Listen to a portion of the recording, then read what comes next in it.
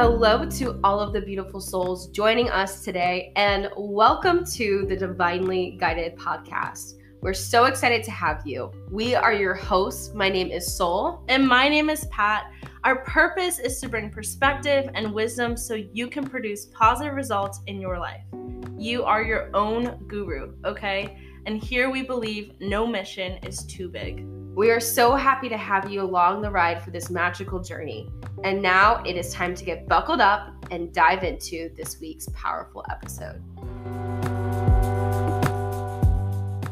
Welcome to another episode of the Divinely Guided Podcast. I am so excited. We're talking today about mindset, motivation, and goal setting with my favorite person, Tasha-Nicole Terani. I want to tell you a little bit about her, not just her accolades, which are massively impressive, but also how great of a friend, a mentor, just a cheerleader in my personal corner for years now has been connected to me. So to introduce her, Tasha-Nicole Terani, she's a former model turned humanitarian. She is a 9-time world record holder in soccer. She's a creator and CEO of the TNT Soccer Training System. She's the founder of the Every Child's Dream Foundation, which is a 501c3 for orphaned and abandoned babies and children. She is a United Nations Special Envoy for international youth soccer. And she's an author of a new children's book series, A Tree for Me, which focuses on unconditional love. And she's a dear friend of mine. So Tasha, welcome. We're so happy to have you. Oh my gosh. I'm so excited to be here, you guys. I just am so excited. I've been waiting a long time for this, and I love your podcast so much. And I thank you guys both, because the Divinely Guided Podcast, like putting yourself out there like this, it takes a lot of courage and vulnerability to open up and share experiences. We were just talking about that, but it takes so much courage, and I'm just really proud of you guys and happy to be a part of it. Thank you so much, Tasha. We are so honored to have you. And you're here talking about courage, but I mean, obviously Pat just gave you this beautiful introduction, and she's talking a lot about, all these things that you've accomplished over your life, and that takes a lot of courage. But I'm sure you know this, like, courage is something that's really created. And so I would love for you to start off with telling the listeners more about your backstory, and obviously you've accomplished now in your life, but what was the journey that you went through to get to this point of where you are today? And that's a great place to start. I feel like it will definitely help people connect and understand me on a deeper level.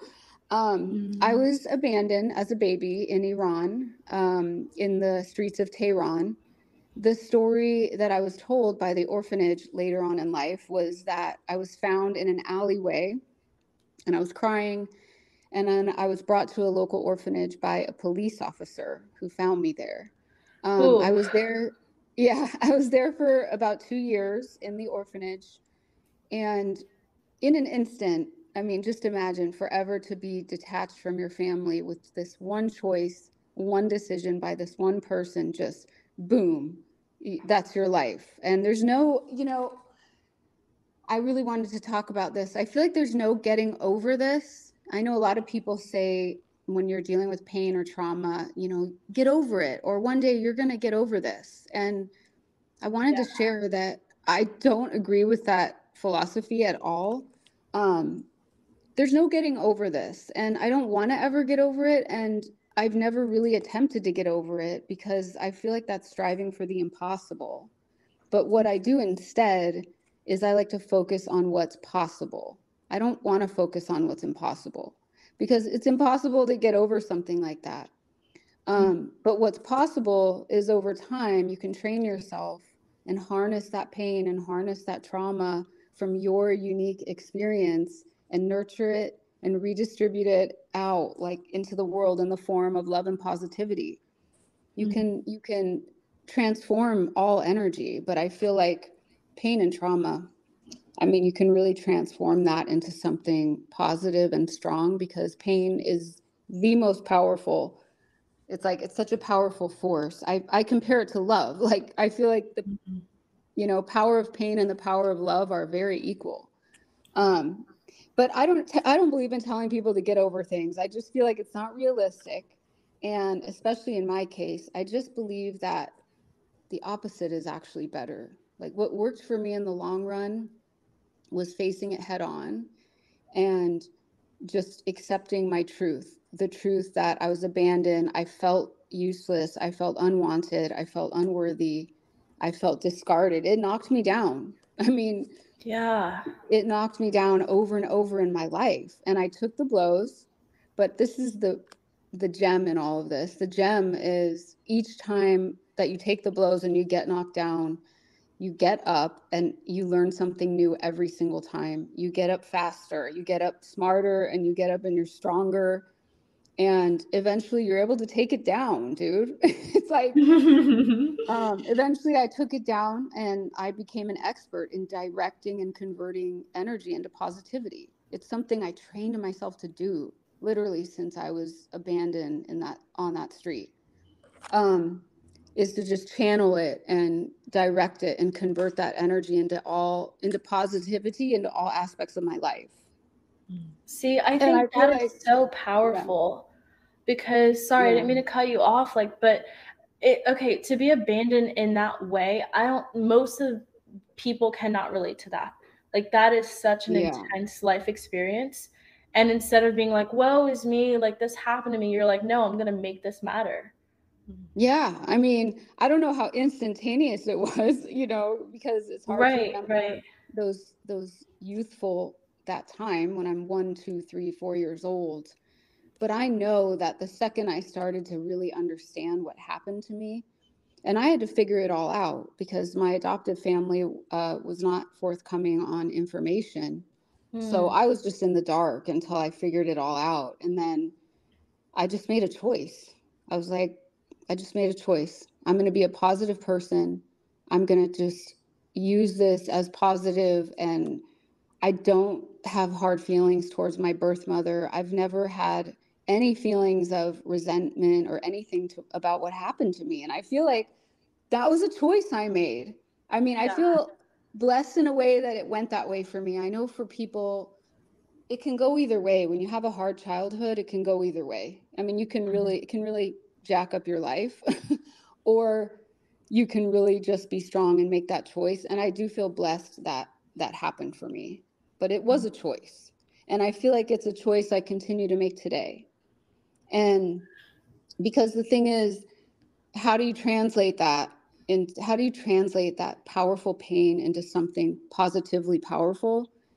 And I feel like I have good examples of that. And so I'm like, please share the examples because this is pivotal for people to connect with and understand because every day we're given that choice. Are we going to make this matter?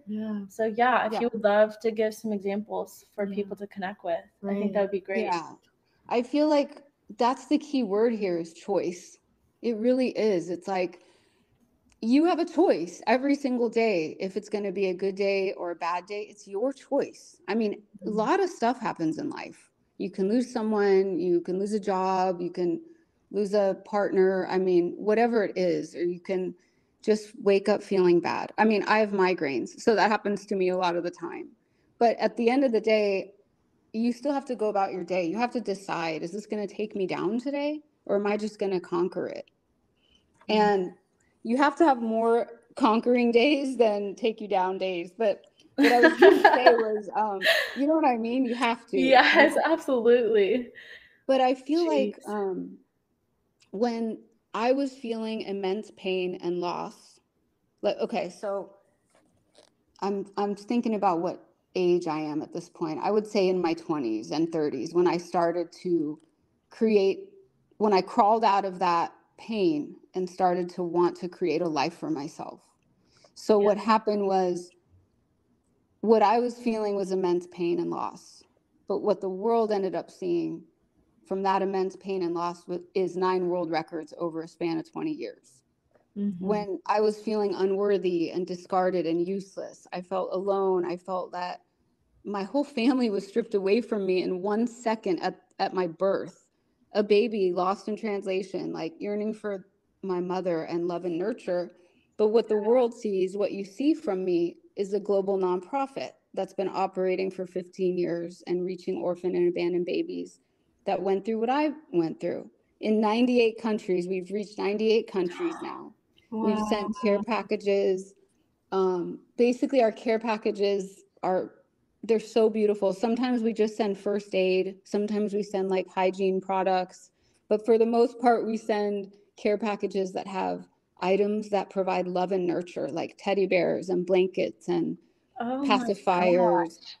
Yeah, because you said when 98 countries. yeah, 98 countries. Like that's just like oh yeah, 98 countries. Yeah, no big deal. Sorry. But I'm the so thing like is, like, what? I Wow. remember when I started it, I was like, I mean, this is what I want people to connect with me is, starting the nonprofit was the hardest thing I've ever done in my life. It was like, I've always felt that I have to do this, right? Like, once I started making any little bit of success for myself, I always knew in the back of my head, I'm like, I have to start this nonprofit. I have to do it.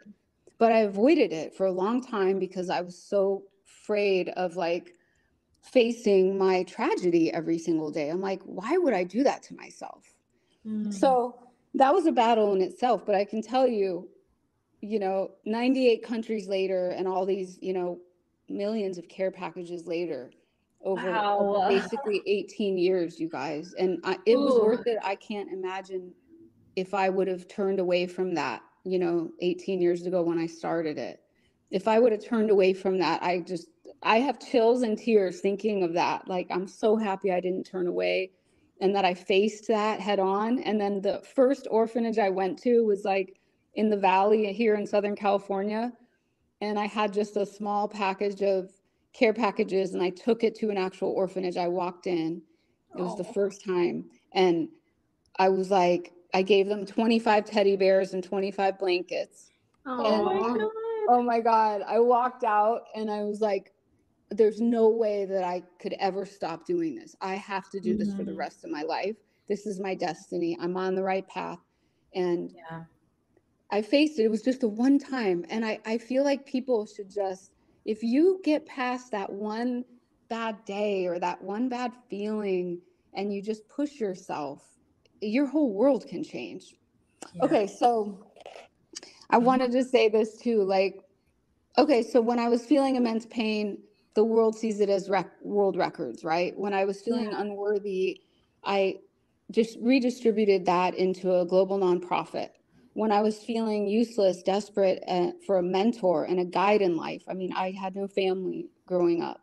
What I did was I turned that into a soccer company that focuses on kids and building their confidence and creating mentorship programs for them. And when I was feeling lost and yearning to belong and dreaming to hoping, like hoping to find unconditional love in my life, now what you see is a children's book series where I'm talking about the love we seek from the outside world must first be found and nurtured from within. Yeah. You can't ask for it from the outside world until you can give it to yourself. That right there is golden wisdom. Yeah, you That can't. people spend lifetimes trying to figure out.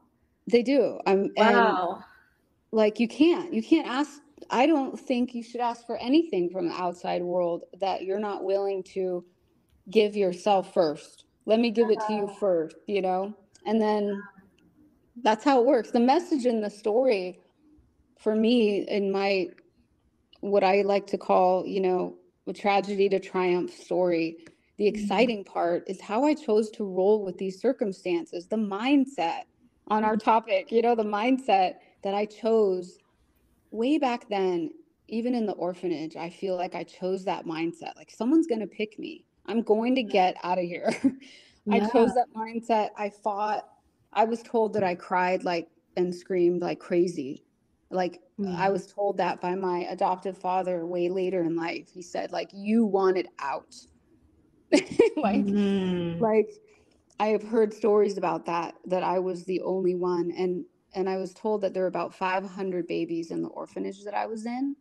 There's 500 babies in 3 stories in Tehran, in northern Tehran. Wow. And this is sad because this is when people thought, oh, people aren't abandoning babies. It's like, hey, guess what? You know, people are abandoning babies. They're all hidden in these side streets and these orphanages. It's really sad, but it's all about mindset, and you have to choose to see the gifts, the opportunities. You switch the positive mindset on and you freaking run with it. Yeah. And well, it sounds like you really become like this master of alchemy is like what really comes through for me. Like you have mastered this process of like taking pain and turning it into something beautiful. And you're talking about, you know, you recognizing that this one terrible moment has now become one of the main pillars of your life's purpose and your mission here on this planet. And I know that you were talking a little bit about mindset and motivation, and that's a huge topic for this episode. And so I'm really curious to see how mindset and motivation have helped you to stay motivated and to also gain momentum and these, I mean, incredible goals. Like, I mean, starting a nonprofit, having these world records, writing this book, like these are not things that happen in a day or weeks or even months. Like these are things that take long-term commitment. So I would love for you to share with us like your process and maybe really give people that insight of like what that alchemy really looks like on the foundational level. Yeah, I mean, that's crazy. It's true. On a foundational level, for me, it's just something very deep inside of me. There's missing pieces that are so deep inside of me. The missing family, missing moments, missed opportunities, especially the one that I believe is what caused me to have like an instinctual motivation for the rest of my life after this happened was I believe that because I didn't have the chance to align with the heartbeat of my mother. So because I didn't have that chance to align with my mother's heartbeat, I was kind of like just put out there in the street, that I instinctively aligned myself with the heartbeat of the universe instead. Oh, I just got chills. I just got full body chills. Thank you. Hello. Did anyone else feel that? That was insane. Wow. Okay, wow. I did. And so like my motivation runs so deep. And yeah, I feel like, you know, a tiger cub, I guess is a good example. I feel like think of a lost tiger cub in the jungle. And this happens all the time. And the cub gets, you know, separated from the mother and from his little pack. Mm-hmm. And that cub either adapts instantly or they're dead. And so without a mother, the cub starts to without a mother to connect to, what happens, I believe, in the jungle is the same thing that happened to me. The cub connects with the pulse and the rhythm of the jungle to survive. That he has to connect with something. You have to have a pulse and a connection and a rhythm with something to survive and to find motivation. And for people like me, and I'm sure a lot of your listeners, like, you have to find what motivates you. For me, it was survival in the beginning. It was like, I need to survive. And then over time, what happens is you find these deeply hidden treasures in your tragedy. They slowly start to reveal themselves. And every time you cry it out or you mourn the loss of something, I feel like as those tears fall, I know this is like this for me, when my tears fall, the light strikes my teardrops and treasures illuminated all around me. It's like I get so strong. The next day after I've had a good cry or, you know, one of those bad days, I wake up the next day just on fire. Like I'm renewed. I feel strong. You know that feeling when that clarity. Yeah. And the clean, what did you just say? That you said it perfect. The clarity. Cleansing. Cleansing. And that alchemy of how you shift. Yeah. That when is you let go of that weight that's holding you down. It's like earlier there's no weight. Yeah. You can't even visualize or imagine weight. It has to just be a weightless transition of like, that is not going to affect me. And here's the thing, I'm never going to forget it. And I still cry about it today. And I still miss my mother and I miss that family that I don't think I'll ever know, you know, but I still channel that energy. It's something I do every day. That's why I think it's so important when it comes to motivation and like mindset.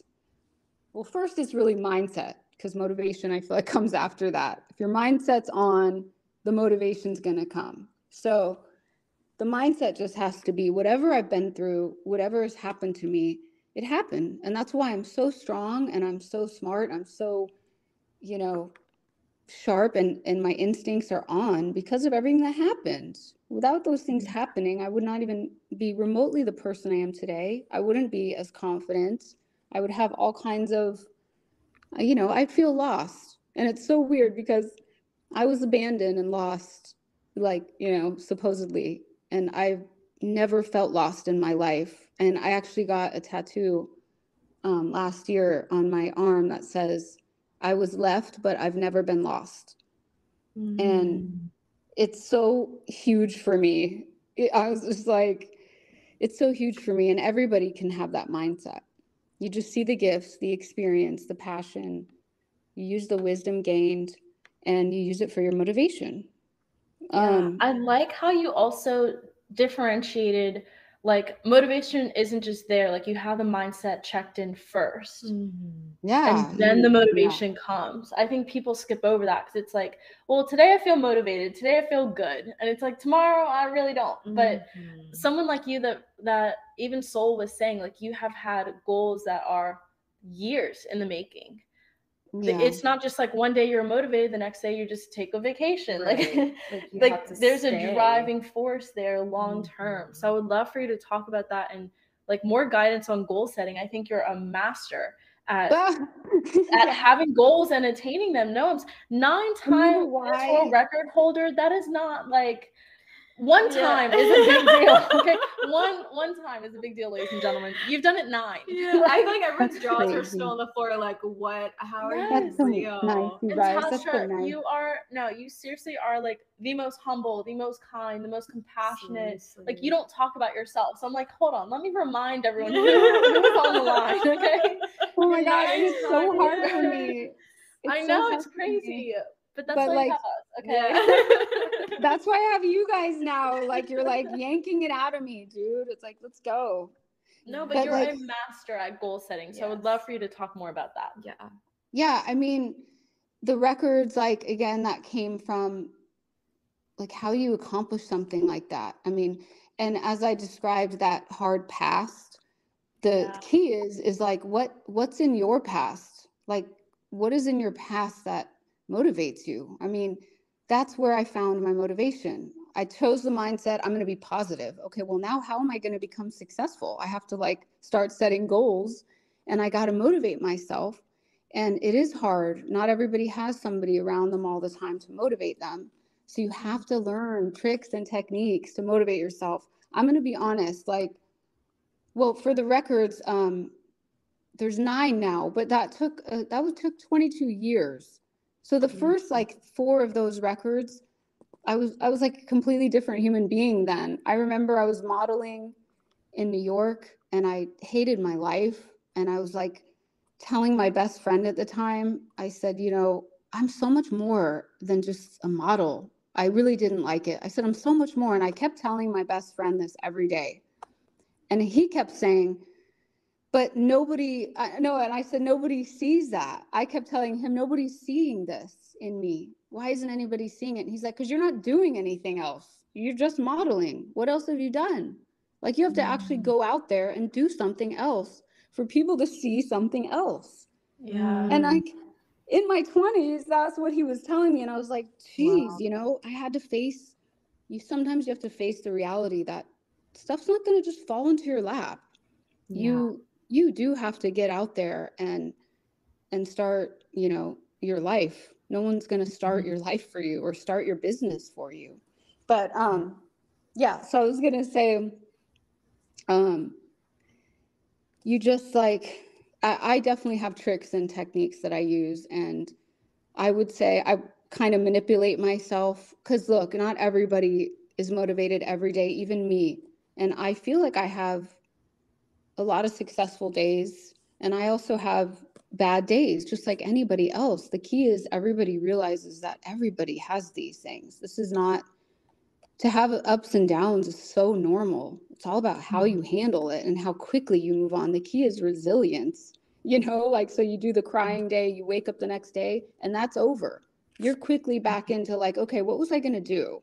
I was going to sign up for that marathon. Let's do that. I was going to sign up for that soccer tournament. Let's do that. I'm going to break another record. Let's do that. You just got to be resilient. And I really feel like it's all in the daily routine.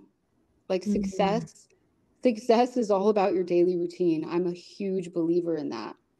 Like that's big right there. Daily routine. Boom.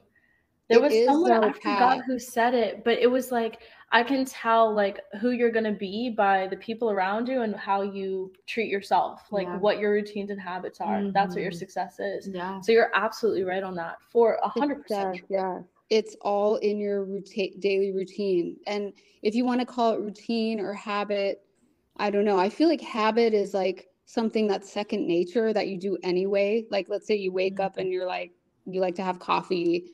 That's kind of habit. But a routine is something you actually have to kind of plan out. And that's the difference between successful people and unsuccessful people, is that right there, is the ability to plan out what you want to accomplish. And just day by day, just take a little step at a time.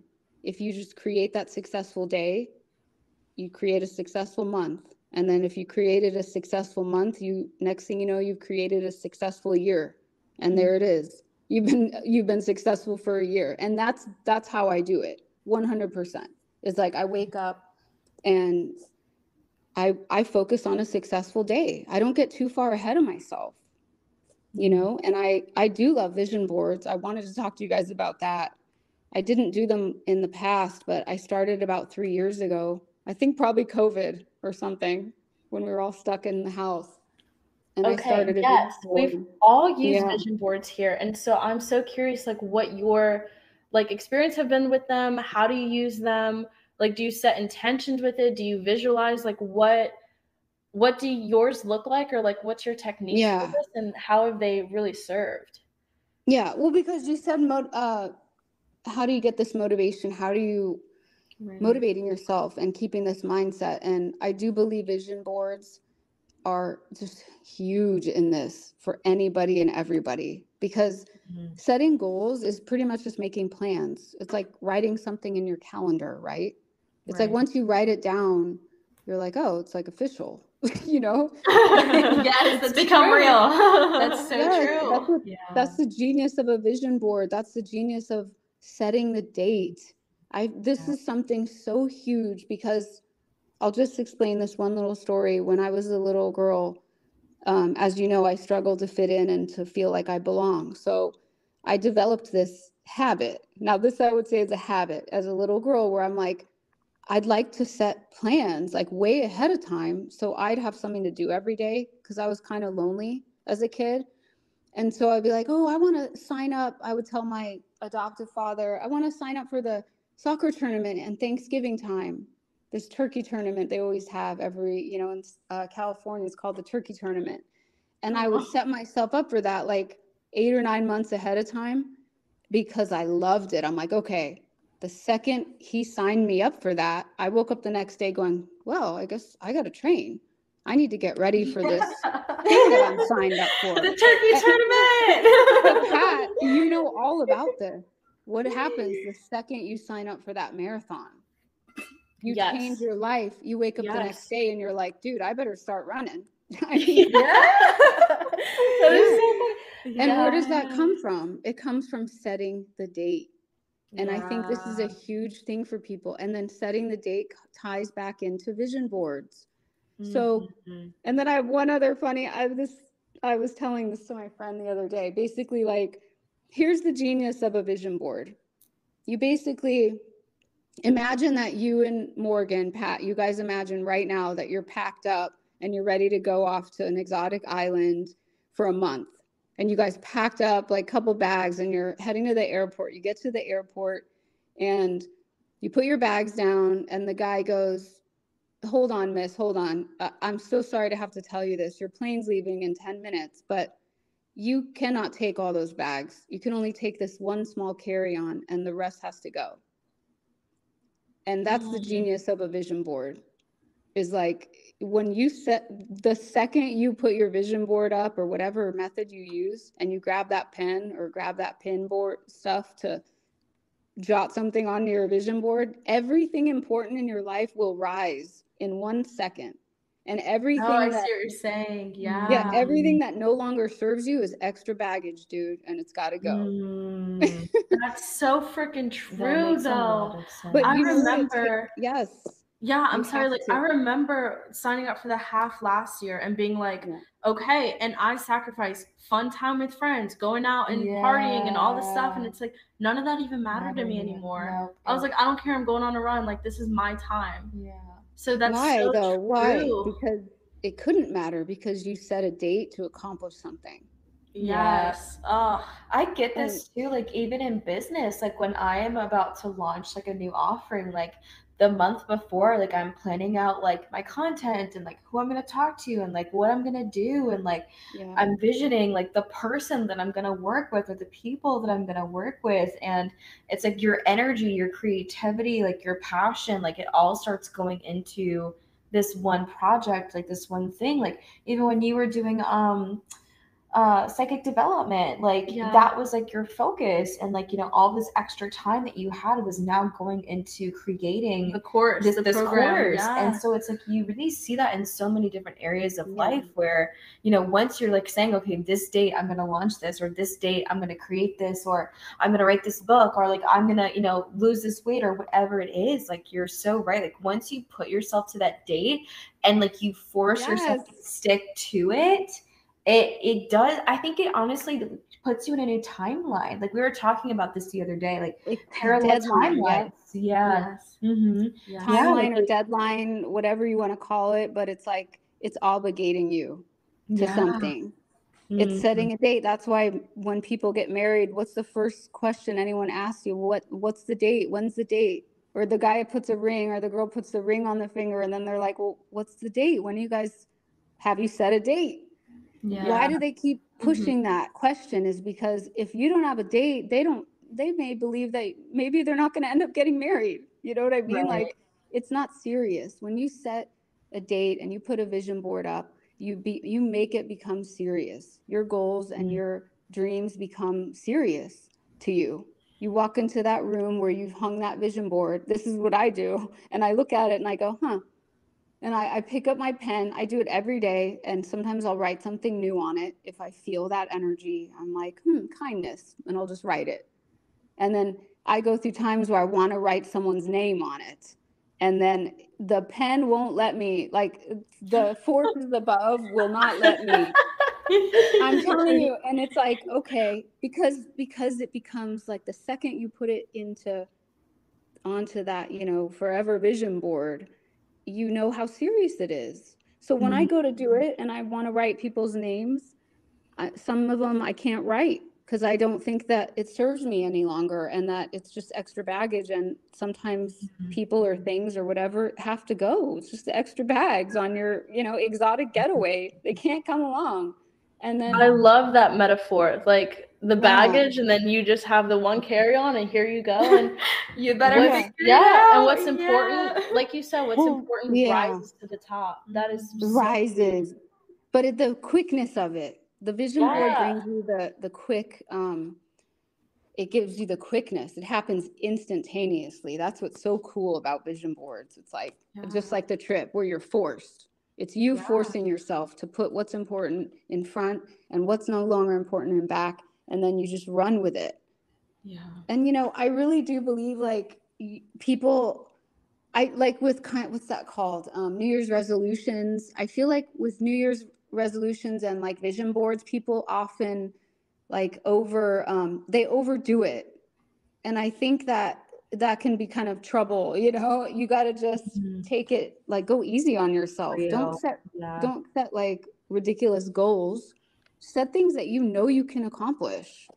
So don't just be like, I'm gonna lose, you know, 60 pounds and I'm gonna do this and I'm gonna do that, and then within a month you've already let yourself down, and then you feel like you failed. Right. And that's not the truth at all. Right. I totally see Yeah. that. So I know that, motivation, mindset, vision boards, Yeah. like these are all big things that have helped you so much with attaining these incredible goals. And I'm curious if there's anything else that you feel like our listeners should know about, goal setting or mindset or motivation, or even just any other wisdom that you feel has deeply impacted you on your life's journey and gotten you to where you are today at this point in your life. Yeah. I feel like, what I always tell the kids that I work with in soccer that I train is when they say I say, do you want to do it? I like to ask the kids that I'm training in soccer, like, do you want to be here? Do you want to do this? I usually ask them that every once in a while because I want to know, like, if they're like, yeah, I want to be here, I want to do it. It tells me they're hungry. You have to be hungry. That's one of the first and most important things in life, and so if you're not hungry, then you're too comfortable. And so you're not going to be able to succeed in that comfort zone. You have to put yourself outside of your comfort zone. I think that's really important. And, if you're not hungry, or you're like, okay, and I know you guys know what I mean by being hungry, just that lost cub. The lost cub is hungry. Like, oh my God, I'm going to die if I don't hunt for food. You have to find that in yourself. I don't care where you're going to find it, but you got to find it. If you can find that, if it's pain or if it's trauma or you lost somebody and they're up there watching you and you want to make them proud, you find it there. If it's just you proving it to yourself, you got to find it somewhere. You got to find the hunger. Like in my first records, I was saying, I don't know if I finished it because I went on rambling, but in my first records I did about 20 years ago, my motivation was that I didn't want to be a model anymore. That was my motivation and my hunger, was when my friend said, you're not doing anything else, so no one's going to ever see you as that because you're not showing that to anybody. So the next day I quit. I called my agent in New York and I said, please don't ever call me again for castings because I don't want to go. And she laughed at me. Oh my gosh. This lady, like New York hardcore, she's like, ha ha ha ha, oh my God, Tasha, ha ha, laughing. And she's like, well, what are you going to do? And in that moment, I said to her, for the first time I've ever uttered the words, it was like destiny. I don't know. I said, I'm going to play soccer again. So keep in mind, I was 26, modeling pretty successfully since I was 15 to 26 years old. And I said, I'm done. This isn't who I am. She laughed at me and I didn't blame her. I was like, just don't call me. And then the next day I went and I bought a pair of soccer shoes and I bought a soccer ball and I started training myself. And I didn't even really know what for. It was just a feeling I had. Wow. And even if that feeling was just like, I'm not doing the modeling was the right move for me. Anything I did after quitting the modeling would have been right for me. It was letting go of that thing. Like, this isn't the person that I am, and I know it's not. And my friends around me knew it wasn't, and they all kind of helped me, and I just had to let it go. And then within 3 months, I broke 2 men's world records, and then I got some traction. Yeah, I was like, dude, I called my friend. Gosh. I was like, come out and watch me at the park. And I'm telling you guys this because this is how easily you can change your life. It just takes the courage. So I called my friend 3 months after quitting modeling and buying a soccer ball and some really cheap soccer shoes. And I just went to the park. And then I called my friend and I said, can you come and watch me and tell me if you think I'm doing really well? Like, or if I suck, right? So my friend was a guy, he came to the park and he's like, he watched me for about 10, 15 minutes. And he's like, I looked at him, I'm like, what do you think? And he's like, I've never seen any man or woman ever do what you just did. Oh my God. Wow. Yeah. And I was like, huh. And he said, I think you're breaking world records. And I was like, come on. I swear, think of how funny that is, right? And then yeah, knowing who you are now, I'm like, what? Not like your angels channeling through this person, being like, hi, you're breaking a world record. Please go get this checked out because you're literally doing this. And that's the start. Everybody has to start somewhere, but you just have to believe that, oh my God, I'm going to cry. Okay, you have to believe that you have a deeper purpose. until you believe that, okay, I have a deeper purpose. I'm more than just a model, or I'm more than just whatever it is you're doing. And when you believe that, like truly believe it, your destiny will reveal itself. Bam. It will reveal itself. It happened to me and I'm still living it. And then when that guy said that, my friend, he's like, oh, I've never seen him do that. I'm like, cool. And then that was it. I said, this is it. This is my destiny. And then the first thought was, I want to work with kids. How can I work with kids? If I break world records, kids like to hang out with people that are the best in the world at something. So that was my plan. My plan was, if I break world records, kids will want to train with me. And that worked. And then I started saying, I want to train kids around the world. How would I do that?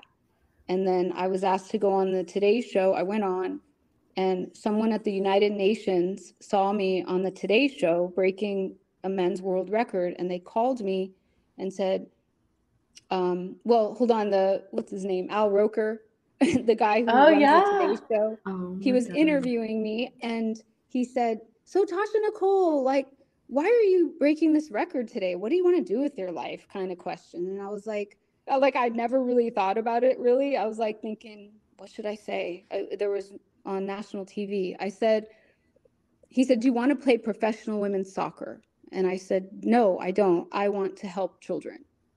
And because I said that, you guys, because I said that, the next day, somebody at the UN was watching that show and said, you're the perfect person to train kids around the world with us.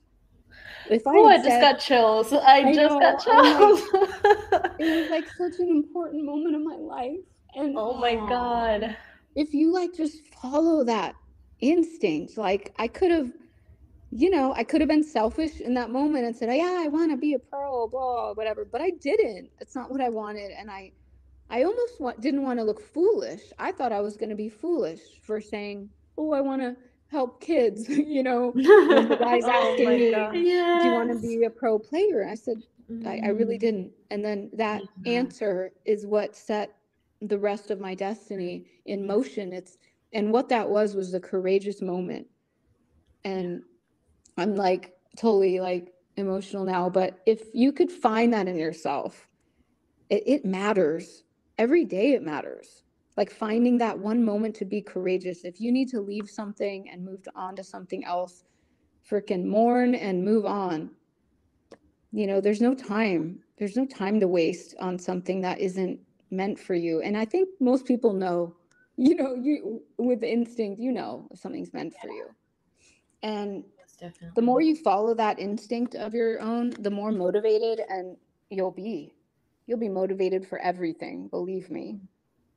Oh my God, I'm crying now. Tasha-Nicole Terani, you are a force to be reckoned with. I just am so lit up. I'm so happy. Like I've waited so long for you to share your wisdom. No, but I also recognize like you're private, you're very humble, you never talk about yourself. Even I know what a big deal it is for you to just share a little bit about your story, and like these are the things that I've gone through, and here's how one thing kind of led to the next, and here's my mindset on it. And it's fantastic because so many times if you were just a model, no one would be like, oh, you're just a model. You are phenomenally gorgeous, a stunning human being. Like, please look at her Instagram, ladies and gentlemen. Oh my gosh. She is, I have to say this. She is gorgeous, like drop dead gorgeous. Yeah.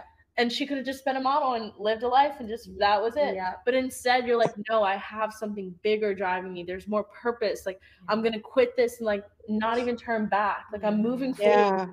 And then you make it about children. Like, oh my God, you could have been selfish and been like, you know what? I'm gonna be a professional. I'm the best at this. I'm breaking records. Who cares? Like my life has been so hard. Like, let me just give this back to myself. And But you're like, no, I want to help children. And now like writing a children's book series, because it's not just about training them in soccer and helping them build their confidence in themselves and building these skills that they're gonna have for the rest of their life.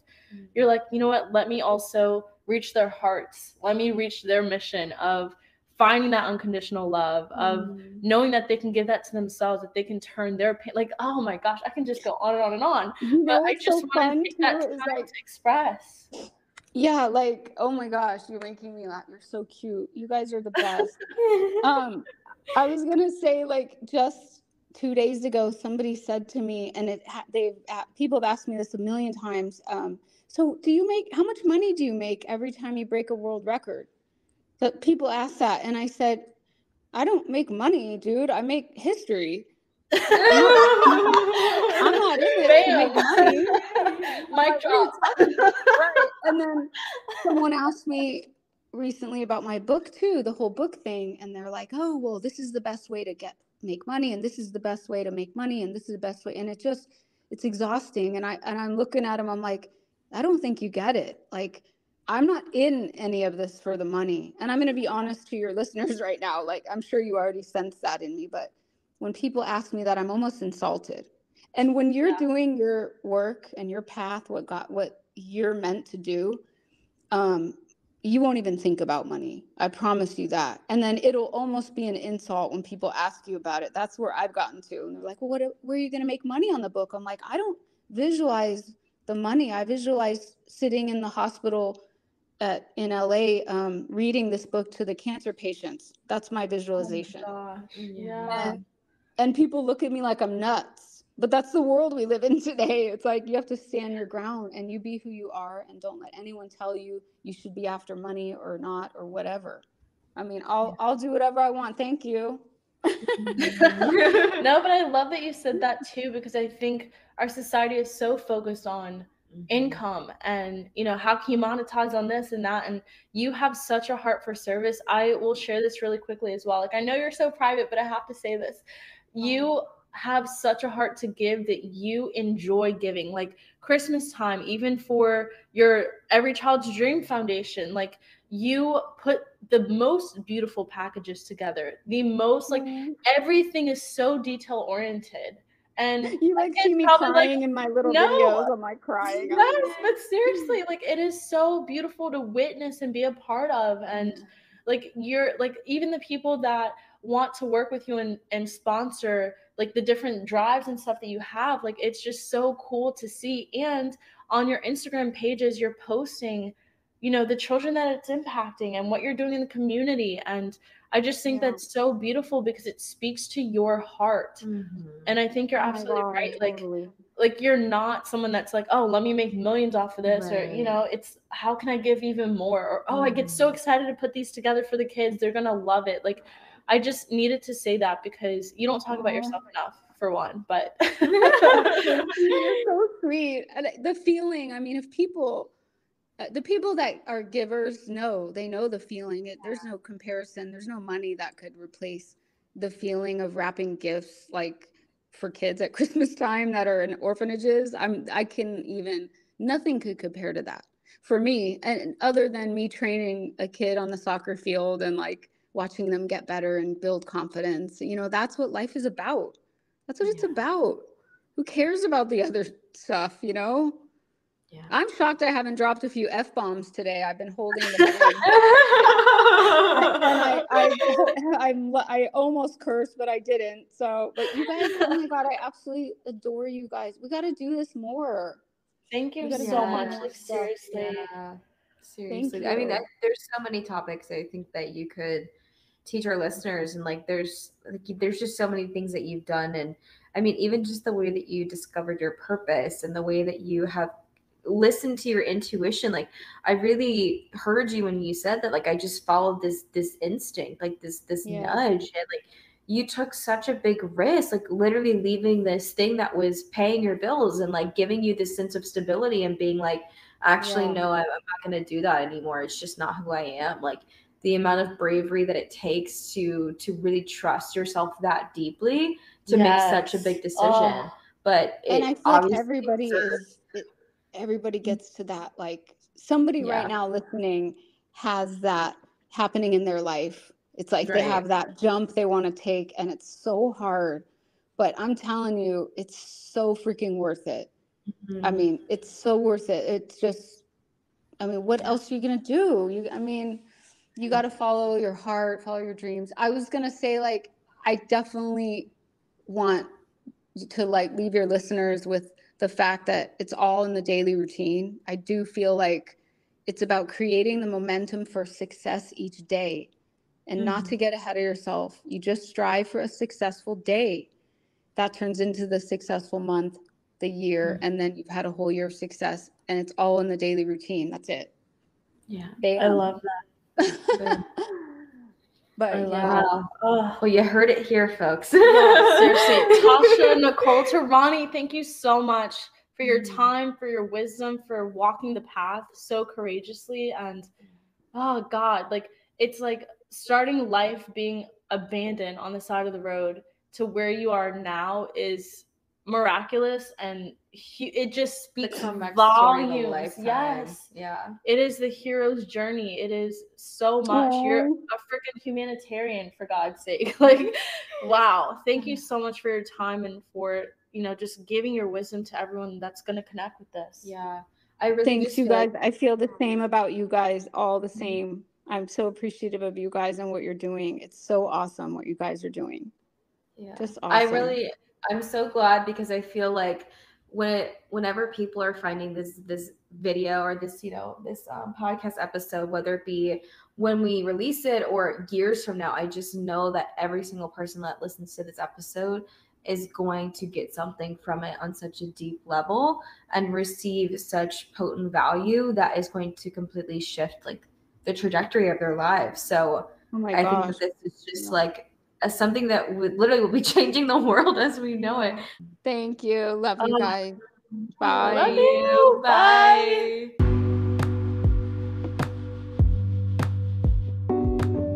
If you resonated with this topic today and received value from this episode, we would love for you to leave us a 5-star review on Spotify or any listening platform you're connecting with. We also invite you to connect with us on Instagram at Divinely Guided Podcast. We are so looking forward to the next episode with you all. Always remember that here we believe no mission is too big. You are your own guru. Go out into the world today and make a difference. And be sure to stay tuned into Divinely Guided Podcasts, and we will see you next time.